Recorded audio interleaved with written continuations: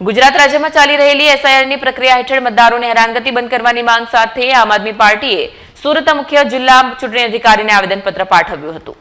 SIR પ્રક્રિયા અંતર્ગત નાગરિકોની હેરાનગતિ બંધ કરવા બાબતે તેમજ નાગરિકોને હેરાન કરતી નોટિસો બંધ કરવા બાબતે સુરત આમ આદમી પાર્ટીએ મુખ્ય જિલ્લા ચૂંટણી અધિકારી સૌરભ પારગીને આવેદનપત્ર આપ્યું હતું। આવેદનપત્રમાં જણાવ્યું હતું કે સુરત જિલ્લામાં ભારતીય ચૂંટણી પંચ દ્વારા ચાલી રહેલી એસઆઈઆર પ્રક્રિયા અંતર્ગત કેટલાક વિસ્તારોમાં મતદારોને અયોગ્ય રીતે હેરાન કરવામાં આવી રહ્યા હોવાની ગંભીર ફરિયાદો સામે આવી રહી છે। મતદારની ઉંમર અને તેમના માતા પિતાની ઉંમર વચ્ચે તફાવત હોવાનું કારણ દર્શાવી વારંવાર લોજિકલી નોટિસ પાઠવી મતદારોને બોલાવવામાં આવી રહ્યા છે। સરકારી દસ્તાવેજી પુરાવા રજૂ કર્યા છતાં આવી નોટિસો મોકલવી સંપૂર્ણપણે અયોગ્ય છે અને સામાન્ય નાગરિકોમાં ચૂંટણી પંચ પ્રત્યે અવિશ્વાસ પેદા કરે છે।